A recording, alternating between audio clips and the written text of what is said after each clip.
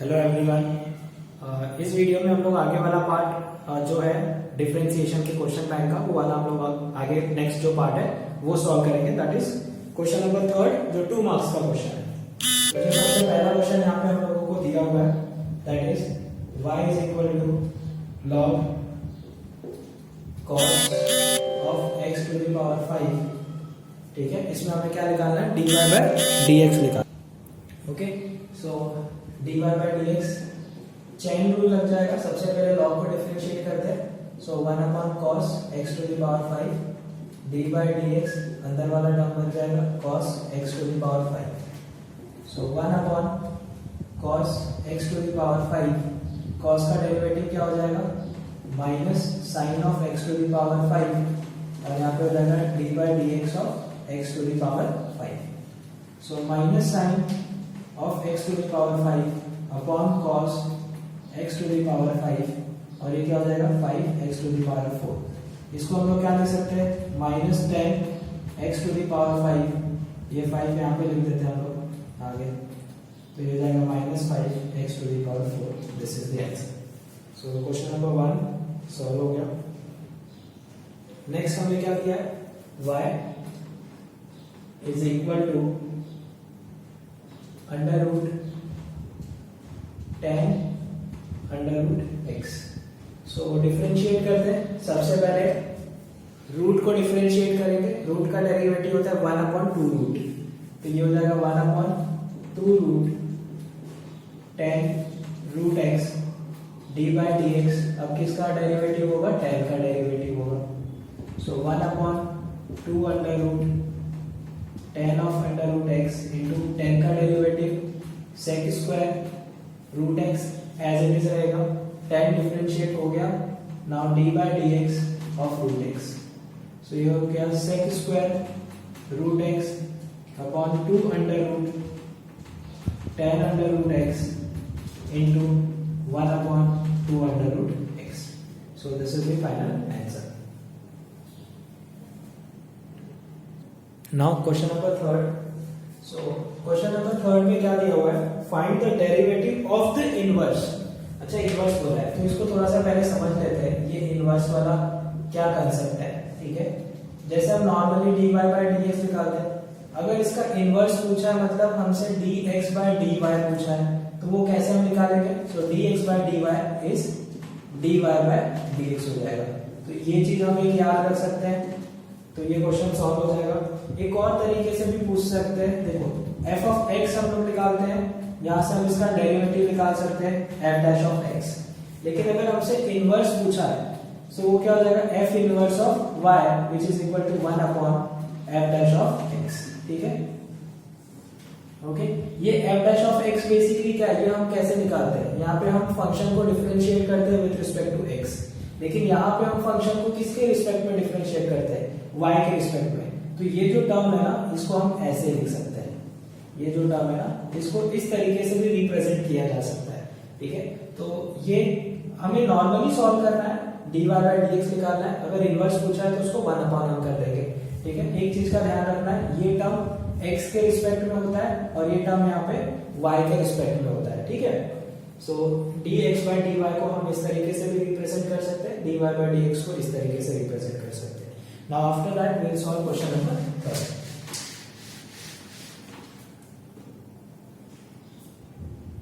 सो question number 3 में क्या बोला है, find the derivative of the inverse y is equal to 2x cube minus 6x।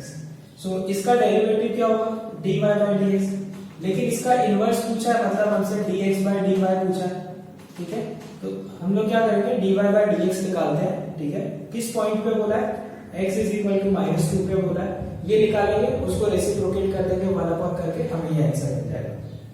So dy by dx हो जाएगा 3 to 6 x square minus 6, minus 2 यहाँ पे रखेंगे तो ये इसका स्क्वायर, तो 6 इंटू 4 माइनस 6 तो ये आ गया 18। So this is dy by dx at x is equal to -2। So therefore inverse that means dx by dy is equal to dy by dx at x is equal to -2 is equal to 1 upon 18। So this is how we will solve this problem. ना question number 4, देखो 4 भी inverse पे ही पूछा है। यहाँ पे हम लोगों को f ऑफ x दिया गया है, that is x to the power 5 plus 2x minus 3। Okay okay, so this is the question given. और हम लोगों से क्या पूछा है यहाँ पे, f इनवर्स ऑफ 3 पूछा हुआ है। अच्छा, इसका मतलब क्या होता है, अभी थोड़ी देर पहले मैंने बताया, this is nothing but they have asked dx by dy when y is equal to 3। In short हमसे ये चीज पूछी हुई है। ओके, तो हम लोग क्या करेंगे, what will do, will find dy by dx at x is equal to, अब हमें वही देखना है। अगर देखो ये जो एक्सप्रेशन दिया है, this is what, this is given as y is equal to x to the power 5 plus 2x minus 3। अगर y की वैल्यू 3 है तो उसके करस्पॉन्डिंग x की क्या वैल्यू होगी वो हम निकाल के यहाँ पे निकाल लेंगे। तो y is equal to 3 पहले यहाँ पे रखेंगे, तो हो जाएगा 3 is equal to x to the power 5 plus 2x minus 3। सो ये 3 अगर इस साइड आता है, सो व्हाट विल गेट, ठीक है, so that is 2x cube minus 6x। ये चीज गलत लिख लिया, किसी और क्वेश्चन का हमने लिख लिया। ओके, नहीं, this is right, x to the power 5 plus 2x minus 3, और उसके बाद भी वहां पे जो एक्सप्रेशन है वही सेम है। तो यहाँ पे एक्चुअली हमसे क्वेश्चन में पूछा है, let me check once again, that is f of minus 3। Okay, तो यहाँ पे ये चीज गलत हो रही थी, x to the power 5 plus 2x minus 3। तो हमें यहाँ पे ये चीज किससे रिजेंबल करती है, f इनवर्स ऑफ y, मतलब y की वैल्यू क्या होनी चाहिए, -3 होनी चाहिए। तो यहाँ पे -3 आएगा, -3 से -3 कट हो गया। तो फाइनली हमें क्या मिला, x to the power 5 plus 2x is equal to 0। x common लेंगे, is equal to 0, x is equal to 0 आ जाएगा, और यहाँ पे ये चीज आगे नहीं बढ़ेगी। ओके, तो इन शॉर्ट हमें dy by dx किसको निकालना है, at x is equal to 0। so once we will calculate this value, उसको हमें रेसिप्रोकेट कर देंगे तो हमें इसका आंसर मिल जाएगा जो कि हमसे पूछा गया है। सो यहाँ से हम निकाल लेते हैं। अच्छा, ये जो पार्ट दिया हुआ है ना, इसको हम क्या लिख सकते हैं, इसको हम लिख सकते हैं f डैश ऑफ 0। ठीक है, सो f डैश ऑफ x हम निकालते हैं, that is 5x to the power 4 plus 2, therefore f dash of 0 is equal to क्या हो जाएगा 5, this f dash of 0 is equal to 2। so हमसे क्या पूछा हुआ है, we need to find out this f inverse of -3 is equal to 1 upon f dash of 0, तो ये हो जाएगा 1 upon 2। so this is how we got the answer।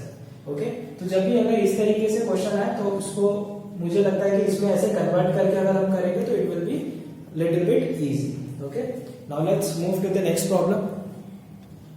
Question number 5, यहाँ पे cos इनवर्स दिया है, फिर sin और ये पार्ट दिया है।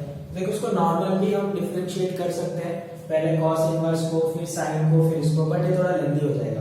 तो जब भी इनवर्स बाहर आए तो हम इनवर्स ट्रिग्नोमेट्रिक फंक्शन का जो भी प्रॉपर्टी पढ़े उसको हम लोग यहाँ पे यूज कर सकते हैं। तो ये हो जाएगा dy by dx निकालते हैं, बट पहले थोड़ा सिंप्लीफाई कर देते हैं। तो ये हो जाएगा cos इनवर्स, sin को मैं लिख सकता हूँ cos 90 minus 4 to the power x, क्योंकि हमें पता है ना cos 90 minus theta sin theta ही होता है। तो ये इससे हट जाएगा, तो y is equal to pi by 2 minus 4 to the power x, and dy by dx is equal to क्या हो जाएगा minus 4 to the power x log 4। तो आंसर हमारा बहुत जल्दी क्विकली सॉल्व हो जाएगा if will go by this method using trigonometric inverse trigonometric function का प्रॉपर्टी। नाउ क्वेश्चन नंबर 6, तो 6 में क्या दिया हुआ है, y is equal to tan inverse under root of 1 plus cos x 1 minus cos x। देखो इस क्वेश्चन में भी पीछे क्या दिया गया है, यहाँ पे tan इनवर्स दिया है, तो इसका मतलब अंदर हमें क्या चाहिए होगा, या तो tan के टर्म्स में कुछ आ जाए या फिर cot के टर्म्स में आ जाए। अब cos 2 थीटा की ना इंपॉर्टेंट प्रॉपर्टी होती है जो हमें पता होना चाहिए, cos 2 theta is equal to 2 cos square theta minus 1। तो यही से क्या बन जाएगा, अगर ये टर्म यहाँ पे आएगा तो 2 cos square theta is equal to 1 plus cos 2 theta. ये एक फॉर्मूला है जो हमें याद होना चाहिए। दूसरा cos 2 theta is equal to 1 minus 2 sin square theta ये यहाँ पे आएगा, ये इधर जाएगा, so this is going to be 2 sin square theta is equal to 1 minus cos 2 theta.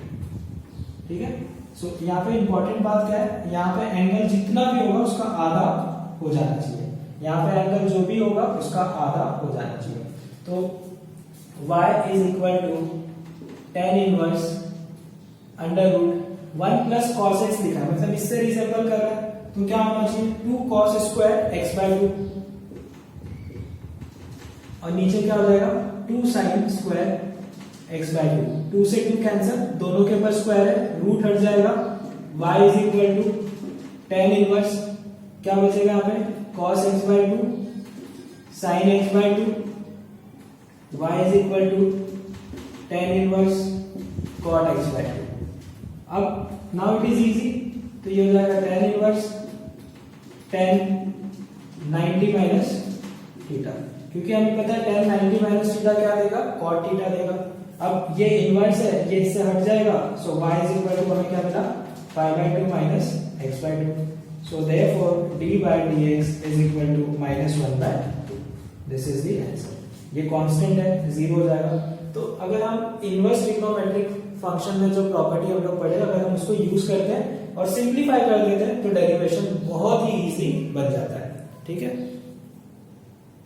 ना क्वेश्चन नंबर 7 में क्या दिया गया है, x is equal to sine theta, y is equal to tan theta, और क्या पूछा है dy बाय dx पूछा है। ठीक है, पैरामीट्रिक फॉर्म है, तो हम क्या निकालेंगे सबसे पहले dy by d theta, tan theta का डेरिवेटिव क्या हो जाएगा sec square theta, dx by d theta निकालेंगे, sin का हो जाएगा cos theta, therefore dy by dx is equal to dy by d theta upon dx by d theta. So dy by d theta is sec square theta upon cos theta, जो ऊपर जाके क्या बन जाएगा sec cube theta. So dy by dx हमें ये मिल गया। बहुत इजी क्वेश्चन, 2 मार्क्स के लिए। नाउ 8th वन क्या दिया हुआ है, y is equal to sin square of sin inverse of x square. ठीक है, तो देखो ये sin के ऊपर स्क्वायर है ना, इन शॉर्ट इसका मतलब क्या लिखा है ना, ये ऐसा लिखा है sin inverse of x square, और ये पूरे का स्क्वायर लिखा है, इसका मतलब यही है क्योंकि ये साइन और ये उसके एंगल का पार्ट है और ये पूरे का स्क्वायर किया है। अब अगर आप ध्यान से देखोगे इनवर्स अंदर है, साइन बाहर है, so this can be written as x square और ये पूरे का square, so y is equal to x to the power 4 and dy by dx is equal to 4x cube. Okay, so अगर आप क्वेश्चन को थोड़ा सा सिंपलीफाई करते हैं, अगेन आई विल टेल, जो इनवर्स ट्रिग्नोमेट्रिक फंक्शन में हम प्रॉपर्टी पढ़े हैं, तो क्वेश्चन बहुत जल्दी सिंपलीफाई हो जाता है और डेरिवेटिव बहुत इजी हो जाता है। अदरवाइज आप इसको नॉर्मल मेथड से जाते हैं तो ये क्या होता है 2 साइन ऑफ दिस, उसके बाद साइन का कॉस में होता, फिर साइन इनवर्स का 1/1 प्लस स्क्वायर वाला होता, फिर x स्क्वायर का होता, तो काफी लंबा चला जाता अपना आंसर। बट अगर हम थोड़ा सा सोचें, जो चीज हम पहले पढ़ चुके हैं वो कंसेप्ट को अगर हम यहाँ पे यूज करें तो क्वेश्चन सिंप्लीफाई होकर बहुत इजीली डिफरेंशिएट हो जाता है। Okay, so this is all, we have covered the 2 marks question. अब नेक्स्ट वीडियो में हम 3 मार्क्स वाले क्वेश्चन सॉल्व करेंगे। Okay, thank you so much, thank you guys.